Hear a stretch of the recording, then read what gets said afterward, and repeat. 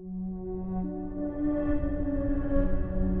name is Araf Karim. I am 36 years old and I work as a civil engineer specializing in structural rehabilitation. I've inspected countless old buildings across Bangladesh, from crumbling mills to abandoned railway quarters. I have always believed that every structure carries its history in its cracks. Some stories stay trapped in the walls. Some cling to the floor like stains. But nothing prepared me for the story that attached itself to me from the old madrasa in Keraniganj. I have never told anyone outside my closest circle because I know how insane it sounds. Yet not telling it feels like a heavier sin than speaking it, especially when I still wake up shaking some nights, convinced I brought something back with me. What dragged me there wasn't adventure, it was work. The madrasa had been abandoned for over 25 years after a midnight fire killed several teachers and students. Local residents insisted the building was cursed. Some said the fire was caused by black magic gone wrong. Some claimed they still heard boys reciting lessons at night. Most people avoided going near it, but the new landowner wanted to clear the site and build a garment warehouse. Before demolition, he needed a structural assessment. That is how my number came up. The moment I stepped out of the rickshaw in front of the gate, the air around me changed. It wasn't fear, it felt like the temperature dropped by 5 degrees. The madrasa stood behind a broken brick wall with weeds grown so tall they almost swallowed the signboard. The building's silhouette was jagged, as if the fire had carved away pieces of it.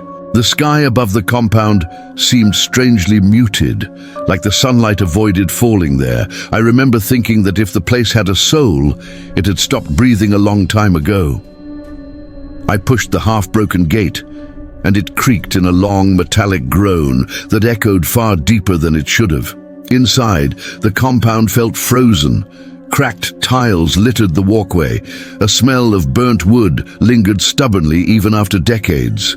The corridors had black streaks crawling up the walls like veins. Torn prayer mats were scattered on the floor, some crumpled, others half-burned. The eerie part wasn't the decay itself. It was how untouched everything looked, like the fire had happened yesterday and no one ever returned. My job forced me to stay professional. I took out my clipboard, measured the columns, noted the cracks. Every few minutes I felt a strange pressure behind my ears, like someone whispering very softly, but not in words I could understand. I brushed it off as the wind echoing through the hollow rooms. Still, each step deeper inside felt heavier. The far southern corridor was the most damaged. The fire must have started there. I walked slowly, boots crunching on broken glass and charcoal. Rays of sunlight sliced through the collapsed ceiling, catching dust that floated thick in the air like ash falling in slow motion. Every sound I made bounced back strangely, almost distorted. The hairs on my arms rose without warning. Then I saw it. A door at the end of the corridor stood half-burned but unbroken, leaning into its frame like something had tried to push it out from inside. I pushed it gently, and the hinges made a dragging groan that sounded too human to be metal. The moment the door opened, I felt something cold brush past my shoulder. The classroom was smaller than the others. Part of the ceiling had fallen in, letting a column of light fall on the chalkboard wall. At first, I thought the walls were covered with soot. Then I walked closer and my stomach dropped. The entire front wall was filled with Qur'anic verses written in thick, tar-like black ink, but every single word was reversed. Not mirrored like neat calligraphy, but twisted backward in a way that made the sacred verses look corrupted. Letters bent unnaturally, words elongated. The sight made something in my chest tighten. It felt deeply wrong, not just unsettling. Wrong. I should have left. Any sane engineer would have left. But some strange pull kept me there. I raised my phone to take a picture for documentation. The air around me suddenly grew cold enough to sting my skin. Before I could take a single photo, a voice whispered behind my right ear. Not loud, not threatening. Calm. close enough that I felt its breath. Finish the lesson. I jerked around instantly. The room behind me was empty. My heart hammered so loudly I could hear it in my teeth. A heavy pressure pressed against my chest, as if invisible arms were wrapped around me. My vision wavered. The floor beneath me felt like it shifted. I tried stepping back, but my legs didn't respond. A ringing sound built inside my skull, growing sharper and deeper until it felt like it was cutting into my brain.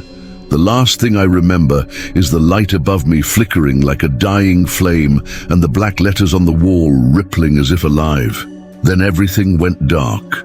I woke up outside the madrasa near the broken gate. My clipboard lay beside me. My shirt was covered in dust. My phone battery was dead even though it was 90% when I entered. I checked the time. I had lost nearly 3 hours. I didn't remember leaving the classroom. I didn't remember walking out. I got home somehow, unable to articulate to myself what happened. The first night after the incident, I woke up gasping, my throat tight.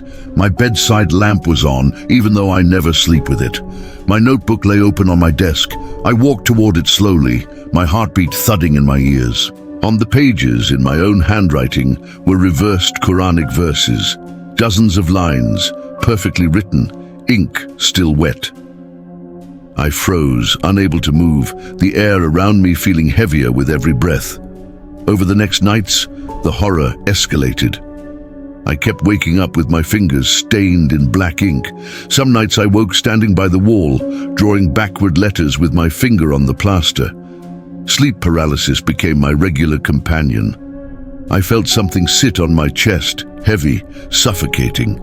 A deep hum of reversed recitation filled my ears while my body lay frozen. Shadows moved in the corners of my room, stretching thin and long across the ceiling. On the 7th night, my younger brother stayed over. At around 3 a.m., he shook me awake violently. He looked terrified, shivering. He said he saw me sitting on the edge of the bed, staring straight ahead, whispering the reversed verses with my eyes open. He said my voice sounded layered, like two people speaking at once. I had no memory of any of it. He insisted I get help immediately. He contacted an imam in old Dhaka known for dealing with spiritual disturbances. The imam agreed to see me the next evening. When he entered my apartment, he didn't say much. He simply walked around slowly, eyes scanning the walls, the corners, the air, almost like he was sensing something. He asked me to describe everything in detail. I did. His face tightened, but he didn't interrupt. Then he said something I will never forget. The fire did not kill everyone inside that madrasa. Jinn can teach, but when their knowledge is twisted, it becomes a trap. You walked into a lesson that was never meant for humans. He placed a bowl of water in front of me, lit a small incense stick, and began reciting verses with firm authority. The air around us tightened instantly. A cold wind swept through the room, even though every window was closed. My hand started shaking. My vision blurred again. I felt a burning sensation climbing up my spine, like molten metal crawling beneath my skin. The whisper returned, louder this time, telling me to stop the recitation, telling me the imam was lying. The imam raised his voice, reciting louder. The room darkened. The shadows on the walls shifted violently. My throat tightened as if someone was trying to choke me. I felt something clawing inside my chest, trying to hold on, trying to remain. I screamed. The imam kept reciting. The bowl vibrated. Water spilled. The lamp flickered wildly. Then I felt it. A violent jolt inside me, like something tearing itself free. My body convulsed. A cold surge rushed out of my mouth in a burst of air that didn't feel like breath. Everything fell silent. My body collapsed forward and my forehead hit the floor. When I opened my eyes, the room felt different. Lighter, warmer. I could breathe again. The imam looked exhausted. He said the entity hadn't fully possessed me yet, or the process would have been far more violent. He warned me never to return to that madrasa and to pray consistently for months. The nights that followed were calm. No writing, no shadows, no whispers. But one thing never left. Every time I feel tired or emotionally drained, I sense a faint, cold breath on the right side of my neck. The same spot where the whisper first touched me. It happens rarely, but when it does, I freeze completely. Some buildings are abandoned because they are unsafe. Some because they hold memories people want to forget. But that madrasa wasn't abandoned by people. It was abandoned by whatever still lives inside it. And I am certain of one thing. The lesson I interrupted that day was never finished. And somewhere in that burned classroom, the words on the wall are still waiting for me to return.